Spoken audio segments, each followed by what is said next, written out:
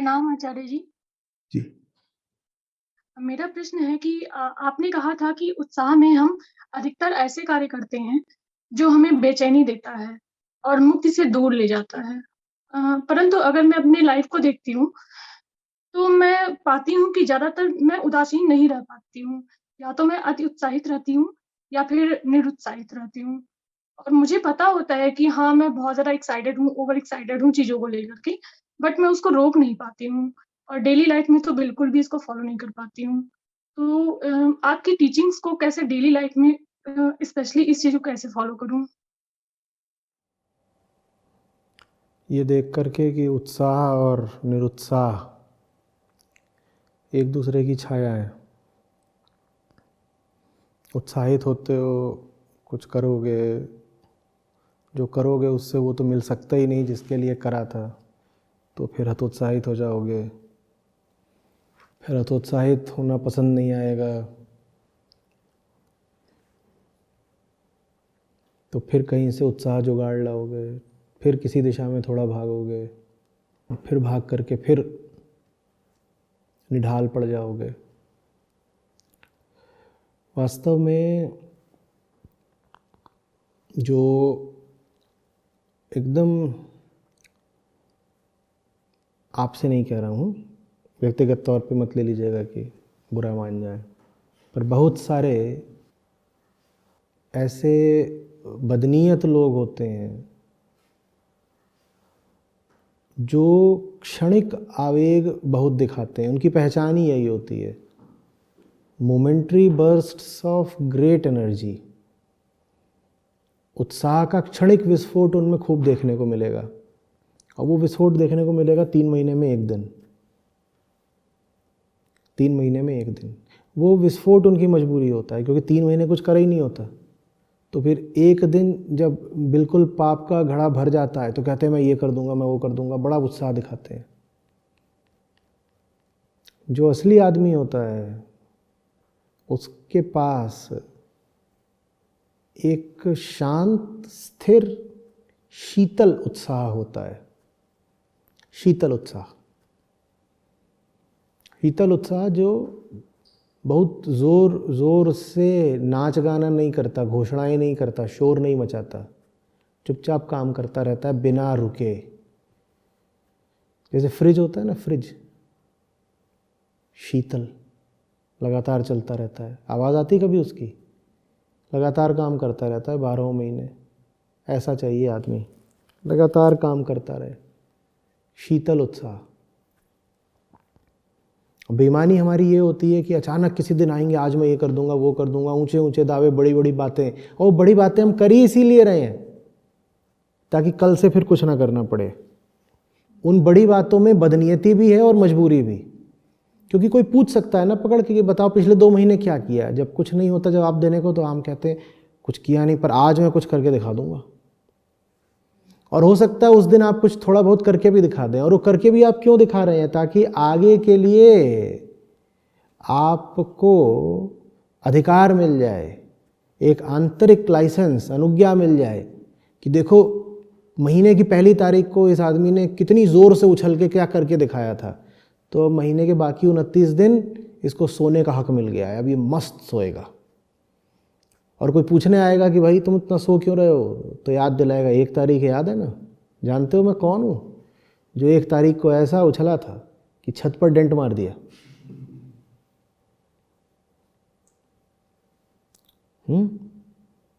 कैसा उत्साह चाहिए हमको? हमको चिरंजीवी उत्साह चाहिए, हमको अमर उत्साह चाहिए। हमें उत्साह चाहिए जो पता ही ना चले, पता ही नहीं चल रहा, उत्साह है पता नहीं चल रहा।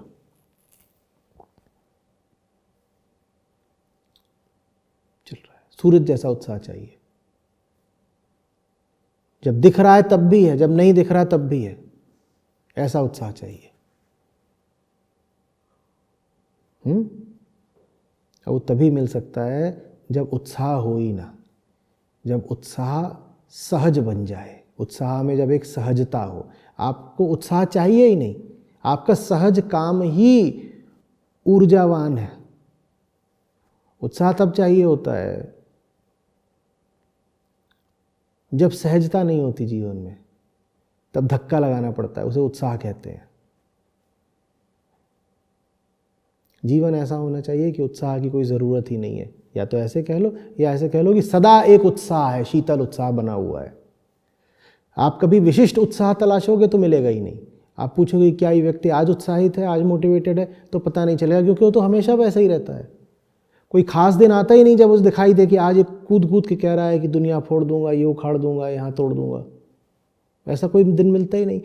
और इसीलिए कभी ऐसा कोई दिन मिलेगा ही नहीं जब वो व्यक्ति आपको हतोत्साहित मिले कि बिस्तर पे मुंह डाल रखा है, तकिए में छुपे हुए हैं, अरे मैं कुछ करूँगा नहीं, मैं बर्बाद हो गया, मैं क्या करूँ, या मैं सो रहा हूँ, मैं आलस में हूँ। ये दोनों ही ध्रुव आपको उसके जीवन में नहीं मिलेंगे। उसके जीवन में तो आपको क्या मिलेगा, जैसे आप बुद्ध का मध्यम मार्ग कह सकते हैं। जैसे गंगा लगातार बह रही है, वो लगातार बह रहा है, लगातार बह रहा है, लगातार बह रहा है, और गंगा बह रही है, किसी का ध्यान भी नहीं जाता कि बह रही है। कभी ऐसा होता है कि तुम जाओ कहीं पे, गंगा बह रही है, बोलो अरे गंगा बह रही है। अरे बह रही है तो बह तो रही है, सदा से बह रही है, जब तक है तब तक बहेंगी। उत्साह ऐसा होना चाहिए कि जब तक हो तो वो बहेगा। गंगा अगर बहनी बंद हो जाए तो क्या गंगा बचेंगी? गंगा बह नहीं रही तो माने अब गंगा रही नहीं। ऐसा होना चाहिए उत्साह को कि अगर हम हैं तो उत्साह बहेगा, और अगर बहना बंद हो गया तो जान लेना कि अब हम हैं ही नहीं। उत्साह ऐसा नहीं होना चाहिए कि जैसे ऊपर सिंटेक्स की टंकी में किसी ने छेद कर दिया तो फुर्र से बह निकला, और जैसे वो बह निकल रहा है थोड़ी देर में टंकी हो जाएगी खाली है, वो बंद है। अब उसमें उंगली डाल लो, नाक डाल लो, कुछ डाल लो, अंदर कुछ है ही नहीं, सूखा पड़ा हुआ है। फिर कोई आएगा बाहर से मोटिवेटर, उसको भर देगा, या कोई लालच वगैरह आ गया, डर गए तो भर दिया जाएगा, फिर भर दोगे, फिर उसमें से वो तुल्ला बह निकलेगा कि उत्साह में है, देखो अभी आज सब गीला कर दिया चारों ओर। ऐसा नहीं होना चाहिए। आत्मा का उत्साह कब आता है जीवन में? जब जो तुम कर रहे होते हो उसमें अनात्मा नहीं होती। अनात्मा माने झूठ। जितना झूठ से आज़ाद जीवन जियोगे उतना एक सहज बहाव पाओगे शक्ति का जीवन में। सहज बहाव, उसके लिए प्रयास नहीं करना पड़ता, एफर्टलेस होता है। वो ऊर्जा है और अप्रयास से उठी है, वो एक एफर्टलेस एनर्जी। ये नहीं कि अपने आप को धक्का दे रहे हैं, रिमाइंडर्स लगा रहे हैं चारों ओर, करना है, तुझको करना होगा, तू फोड़ के दिखाएगी, तो ये तो वो, कुछ नहीं। हम हैं तो हम बह रहे हैं, एफर्टलेस एंथुजियाज्म।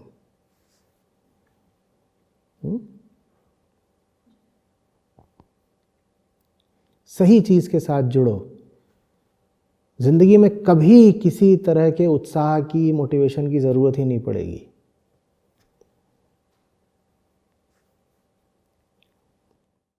आचार्य जी, एक प्रश्न और था। बहुत दिन से आपको सुन रही हूँ, लगभग 1.5 साल से, और दिसंबर के शिविर में भी आई थी।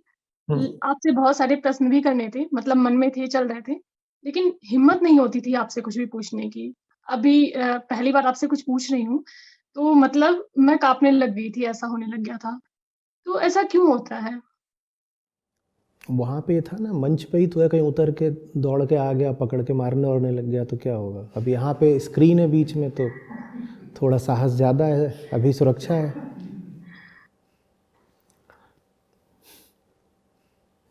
और इसके अलावा कोई कारण नहीं होता।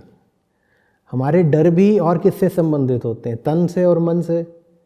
एक डर ये होता है कि कोई ऊपर से कूद करके आएगा, मार वार देगा। दूसरा ये होता है कि ऊपर से कुछ बोल देगा जिससे अहंकार को चोट लग जाएगी, तन को चोट लगेगी या मन को चोट लगेगी। यही डर होते हैं। अब प्रश्न तो अभी पूछ ही लिया, तो माने मन की चोट से तो नहीं घबराते, तो तन की चोट से घबरा रहे होगे। कहीं से सूचना मिल गई होगी या कल्पना कर ली होगी कि ये ऐसा भी करते हैं, कुर्सी से उछल के एकाएक नीचे आते हैं और गला पकड़ लेते हैं बिल्कुल। कुछ नहीं है, यही सब है, मन की चाल है। बात करा करो, कुछ उसमें हानि नहीं हो जाएगी, और हो भी रही है तो होने दो। सब झूठी चीज़ों की हानि होती है। एक दिन ऐसा आएगा ना जब तन न बचेगा ना मन, तो कितना बचा के क्या कर लोगी। चीज़ अगर झूठी है तो उसकी पोल खुलने दो निर्भीक होके, ठीक है, डरना नहीं है। अरे जब मैं नहीं डरता ऐसी बातें बोलते हुए जिस पे मुझे मार पड़ सकती है, तो आप लोग तो बस सहज सवाल पूछते हो, आपका क्या डर है। डर तो मुझे लगना चाहिए, कुछ भी उल्टा पुल्टा बोल रहा हूँ कोई मार ही दे तो।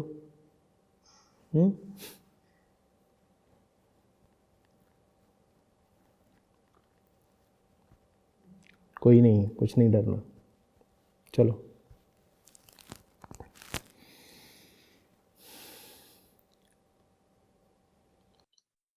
तो धन्यवाद आचार्य जी।